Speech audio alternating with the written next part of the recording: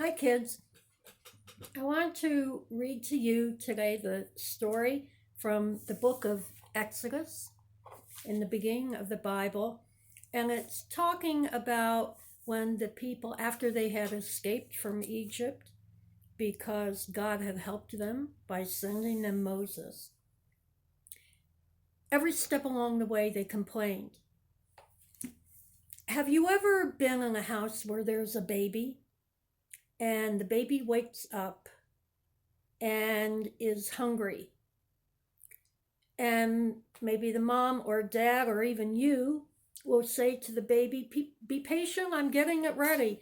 But the baby is not patient. As a matter of fact, the baby will scream, right? And keep on screaming until it finally gets fed. Well, that's the way the people were acting when they came out of Egypt. They were free. They had escaped the bondage. And yet they started complaining. We're hungry. We're thirsty. We're hungry again. We're thirsty again. Everywhere they went, they were provided with what they needed, and yet they kept on complaining. Here's today's story.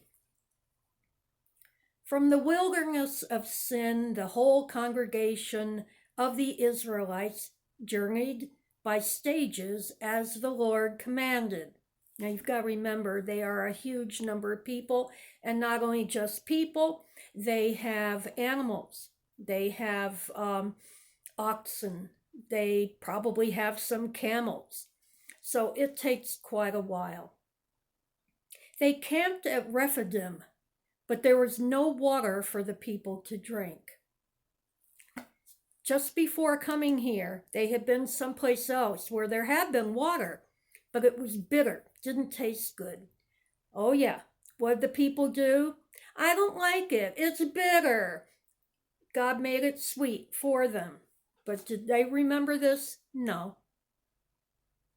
The people quarreled with Moses and said, "Give us water to drink." Moses said to them, "Why do you quarrel with me? Why do you test the Lord?" But the people thirsted there for water, and the people complained against Moses and said, "Why did you bring us out of Egypt to kill us and our children and livestock with thirst?" So Moses cried out to the Lord, "What shall I do with these people? They are almost ready to stone me." The Lord said to Moses, "Go on ahead of the people and take some of the elders of Israel. Take in your hand the staff with which you struck the Nile." A staff is like a cane, so it's pretty big, a little bit longer than a bat, but not as thick. All right?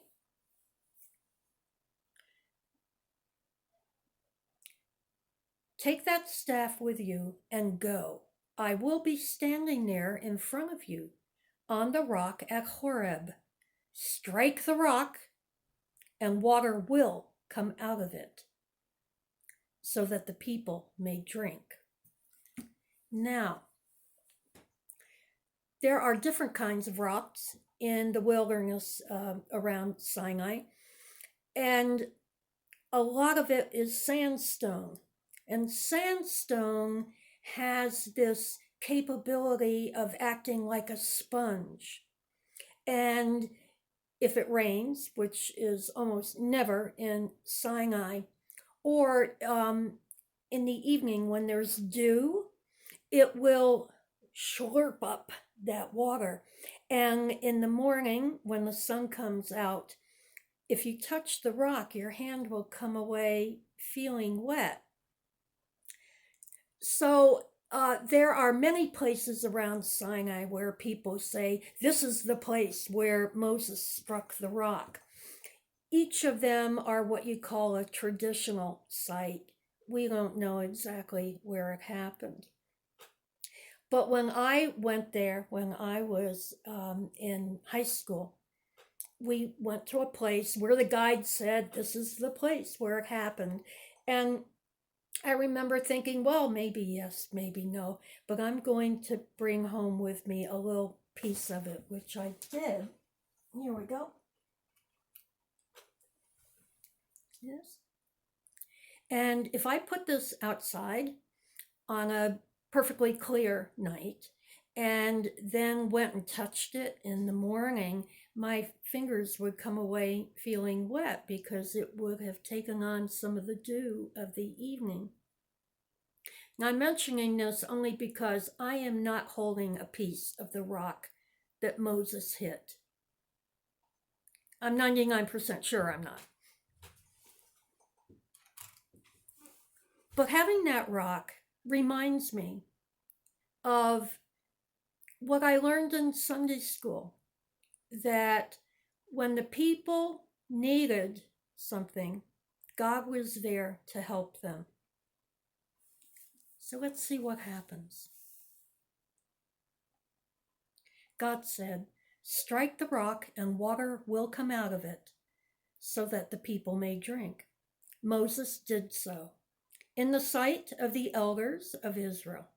He called the place Massah and Meribah because the Israelites quarreled and tested the Lord, saying, is the Lord among us or not? So the point of that story is, you may think that God is not hearing you, but God is. And please don't test God.